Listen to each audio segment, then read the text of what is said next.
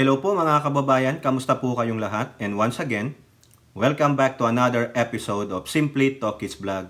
Pag-usapan natin mga kababayan yung laging number 1 sa mga senatorial survey na walang iba kundi si Representative Erwin Tulfo ng ACT-CIS. Tama ba yun? ACT-CIS, tama. At ganun din po yung sinabi ng isang representative tungkol po sa pagpapasya ng Pangulo na ipasara ang POGO.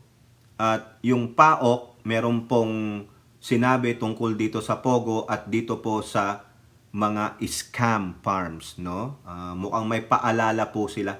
No, maganda po ito, no? Dahil para ma-aware po tayo na hindi lang naman si Alice Gu ang may farm, lumaki sa farm. Hindi lang naman si Alice Gu ang sasangkot sa mga illegal na POGO, kundi marami pa pong iba. Kaya tama po sa aking opinion itong ginagawa ng PAOK. They keep reminding us. Bago po tayo magpatuloy, tayo po ay magbibigay pugay at pasalamat sa lahat ng ating channel members, followers, subscribers, nagla-like at nagsishare ng ating mga videos, sa mga nagbi-video replay, nagsishare ng kanilang blessings. Ganun din po sa mga nakakasama nating regular sa ating video premiere at live streaming. Maraming salamat po sa inyo at oo nga pala, naka 55,000 subscribers na po tayo at huwag nyo pong kakalimutan, sana tulungan nyo rin akong mapalaki natin itong Talkies Virador. Ayan po, no? Search nyo na lang Talkies Virador. Mag-a-upload din po tayo diyan ng mga maiikling video, no? Yun lang bang parang ang ano natin ay kwentong kutsero, pero commentaries pa rin tungkol sa politika sa ating bansa, no? Shout out sa lahat ng ating mga frontliners, sa ating mga men and women in uniform, sa mga OFW, sa mga guro, no? Maraming salamat po sa inyo. And ganun din kay Elora, kay Tita Aurora sa buong bayan ng Palawan, Norte at Zambales, sa Visayas at Mindanao except sa Davao City, no? Kayo na lang diyan sa Davao City. Sabi nga nila, change is not coming. Kay Suset, Maritel, Miyu, Ate Beth M, no, Ate Maite, sa lahat po, maraming salamat po sa inyo and shout out and may God bless us all. So, unahin natin mga kababayan, itong si Erwin Tulfo ay magre-resign bilang senador. Oo. Hindi pa man nagiging senador, magre-resign na po siya. Ay, ganun. Oo. Pero, iboto nyo muna bago mag-resign as senador. Parang ang gulo mo, Tokis. Oo, naguluhan din po ako mga kababayan. Ito po kasi, sa balita ng Manila Bulletin, ito po yung sagot niya sa kanyang interview after na mag-file siya ng COC. Ang sabi niya po, Erwin Tulfo says he would resign as senator after 3 years if he's not worthy. Gawin niya kaya yan? Meron kaya siyang prinsipyo o paninindigan? Bakit niya po sinabi yan? Ito Senatorial aspirant ACT-CIS Party List Representative Erwin Tulfo intends to bring his own brand of personal accountability. Tama nga naman. Muang tama to, may isang salita ito, no?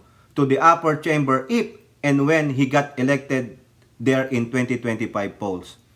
Tulfo, the majority leader for communications in the House of Representatives, asked the people to give him at least 3 years.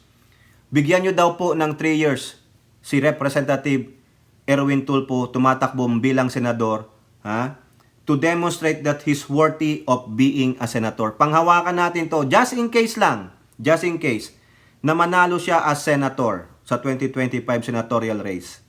Let's give him 3 years. Let's do the countdown. Pag wala siyang nagawa, hindi niya mapakita yung kanyang kagagalingan bilang senator, mag-resign siya. Gagawin niya ba? Ayan, sabi natin. If he doesn't achieve this, then he said, he will resign halfway through his term in 2028. Quote, let's give others a chance. Dahil wala ka namang silbi, di ba? Ayan, sabi niya, since wala ka naman daw silbi, kasi naka-English na eh. Ulitin ko, let's give others a chance. Dahil wala ka namang silbi, di ba? Correct! Di ba, Robin Padilla? Tama, mali. Di ba, Boy 10K? Tama, mali. You did not deliver what you have promised during the campaign. So what is the use for? No? Ano ang gamit nyo diyan? Di ba, Suset? Ano ang silbi nyo diyan, Maritel? Tama, mali. Sino pa ang dapat nating i-call out? Sino pa? Ha? Lito Lapid. Tapos na yung mga termino mo. You're done. Tapos na yung mga bills mo noon. Nung una ka pa. Sige. Pero this 19th Congress, what have you done? Ha? Si Budots, may isa. Di ba? What have you done? Ano silbi mo? Tama si Erwin Tulfo. Let's give others a chance. Dahil wala ka namang silbi, di ba? Oh. This means Tulfo is open to cutting short his potential 6 years term in Senate. Incidentally, 2028 is when the next presidential race will be held. Baka naman tatakbo siyang presidente. Ba't ka pa tatakbong presidente? Kung wala ka namang silbi ng senador ka. Di ba? Oh. Tulfo, who belongs to a family of popular broadcaster, is part of the administration-backed Alyansa para sa Bagong Pilipinas Senatorial Bet. Oh. A consistent Senate survey frontrunner, tama naman. Ha? Oh, eto pa ang gagawin ni Erwin Tulfo kasi sabi niya sa press con niya after nung Alyansa Bagong Pilipinas ma-present sila. Marami po siyang mga nakabinbin na bills. At least alam mo nagtatrabaho. Pagdating sa Senate, how you gonna do that? Okay? Ito sabi pa. Help the poor, the middle class. He said that he would continue help uplift the poor and vulnerable sectors of society. Pero at the same time, huwag din natin kalimutan ang mga nasa gitna o mga manggagawa. Ano ba yun? Manggagawa na kadalasan ay nakakalimutan bagamat sila ang malaking ambag sa ating ekonomiya. O yun ang sabi niya. Ha?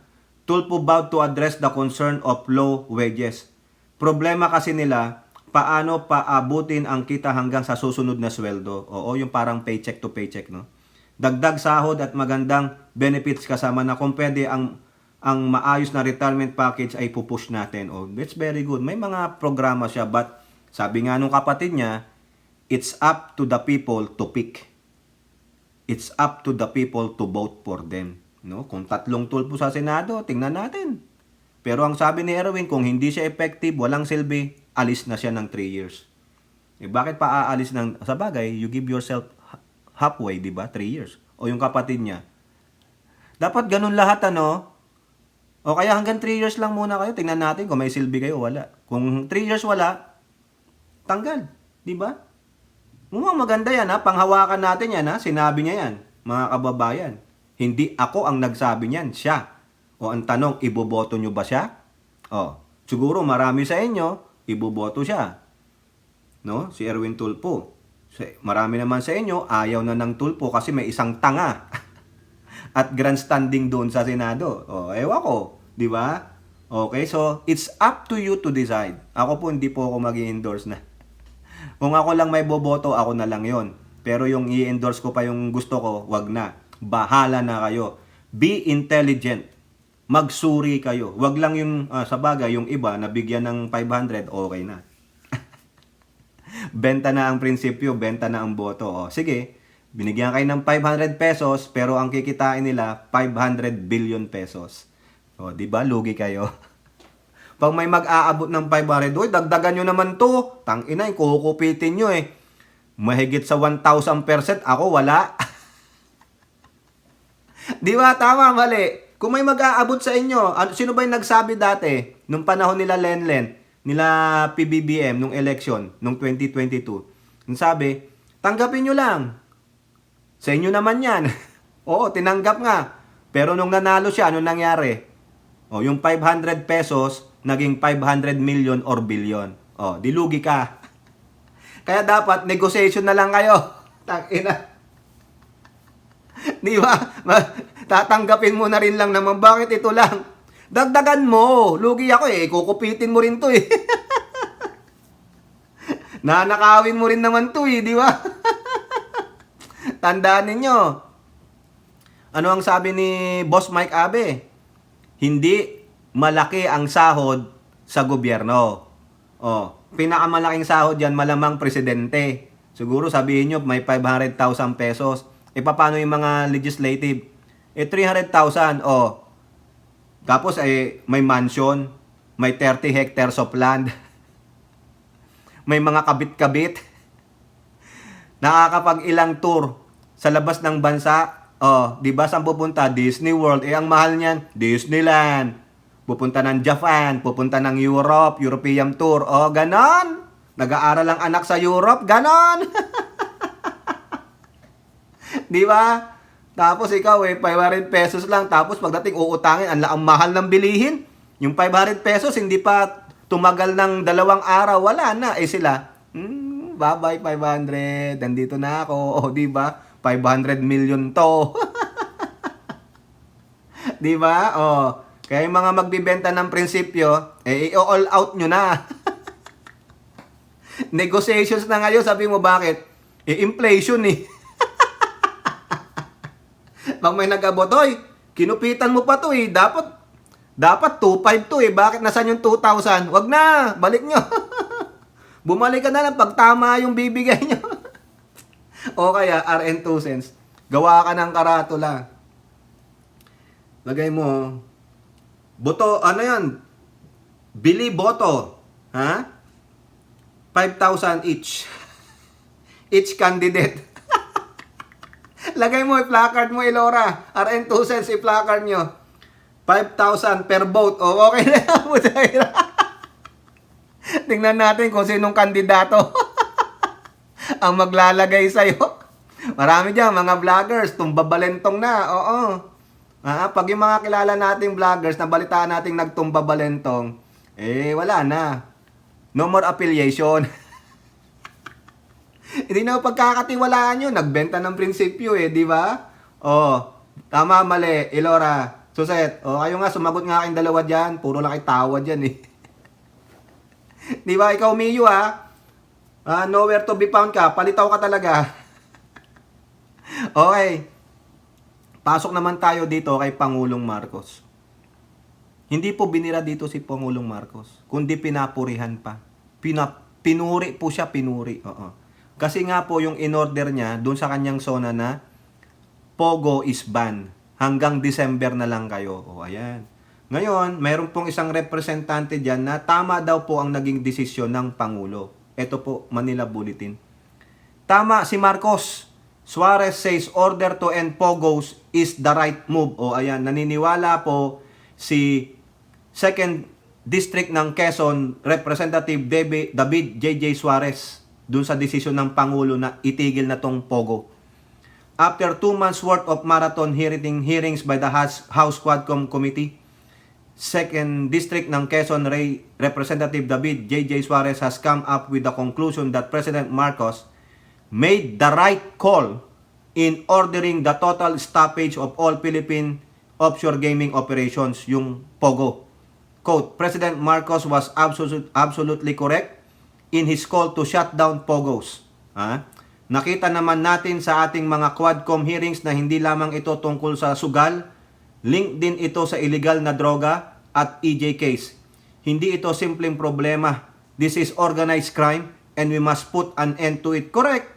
Ang daming napinsala mga kababayan. Ang daming napinsalang buhay, pamilya itong Pogo na to, pati sa national security ng bansa natin. Bakit? Kasi mga kriminal na mga inchik ang nagmamando dyan. Ginamit pa ang mga kababayan natin. Nandyan niya ang pag-iispiya, nandyan ang torture, nandyan ang slavery, nandyan ang sex slave, nandyan ang sex trafficking, human trafficking, at kung ano-ano pang mga karumal-dumal na krimen na ginawa ng mga hinayupak na ito, ng mga involved na ito sa illegal operation ng Pogo. At mind you, sino nag-enable sa mga to? Sinong mga locals o mga kababayan natin na mga Pilipino ang nagkampihan para mapalaganap itong illegal na gawain ng Pogo? Di ba?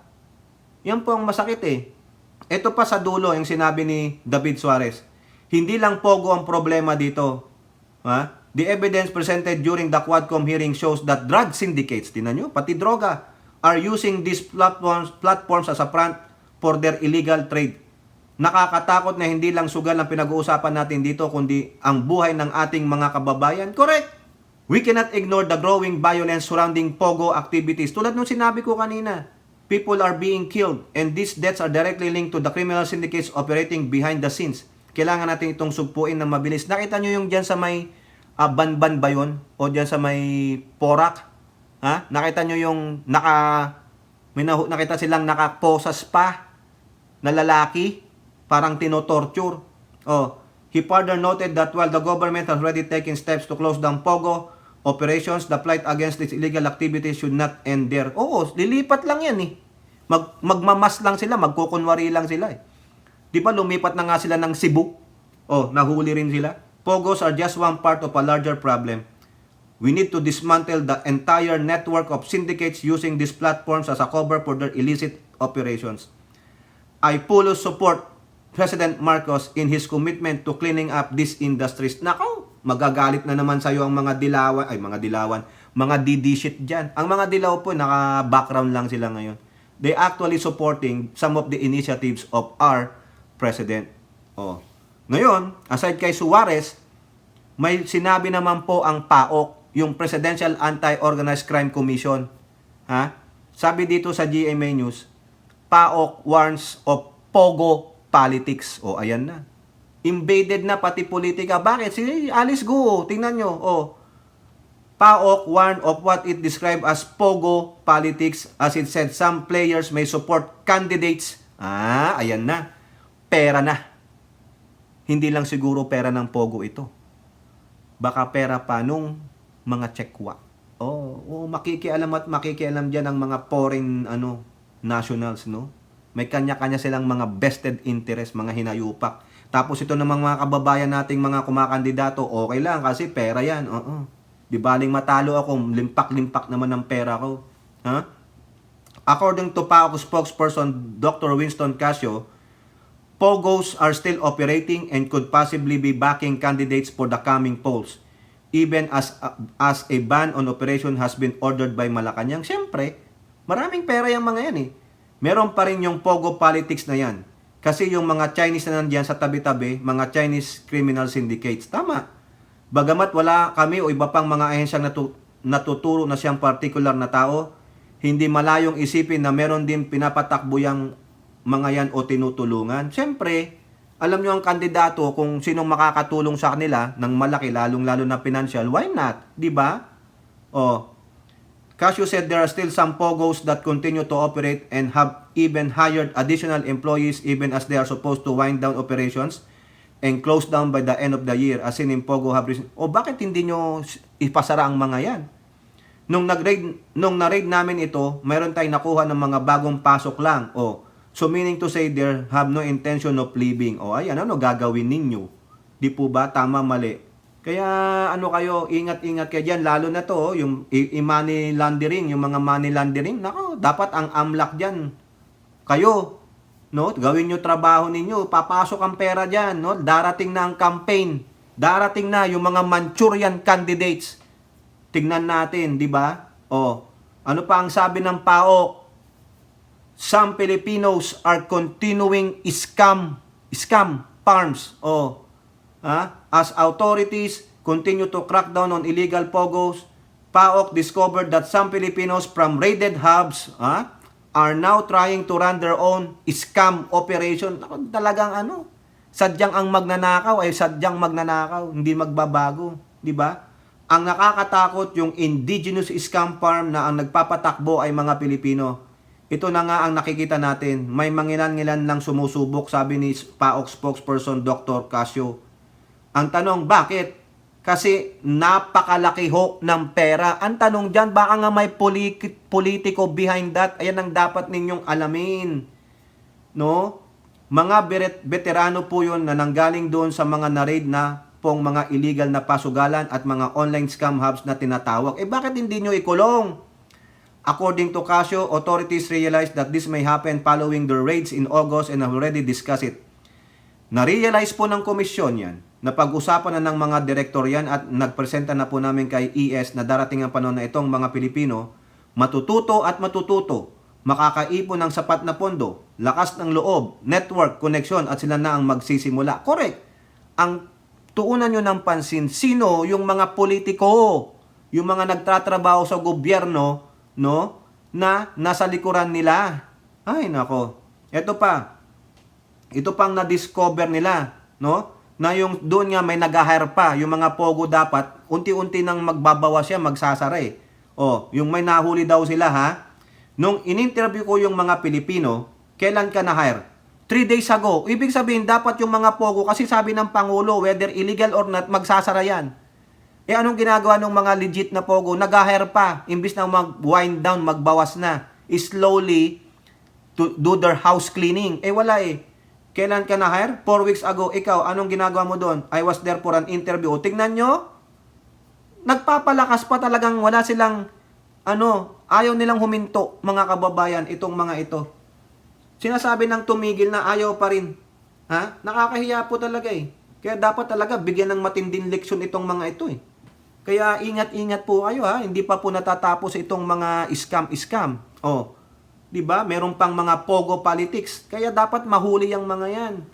Kasi yung mga politiko na 'yan, hangga't walang napaparusahan, wala talagang bitay, kaya Ace Barbers, ibalik mo na 'yan, ha? Dapat na may masampulan talaga para magtigil itong mga to. Wala na eh. Karumal-dumal ng pag-iisip ng Pilipino na itinatatak na sa ating kultura. O okay lang yan kasi walang mapaparusahan. Pag nahuli ka o may kapit ka, labas ka. Mga tiwali, 'di ba? Even mga otoridad, mga tiwali, hindi naman po lahat. O nadadamay na lang kayo. Okay? O kayo po, ano pong inyong masasabi? Comment down below and don't forget to like and share. Hope to see you on the next videos. Bye-bye. God bless.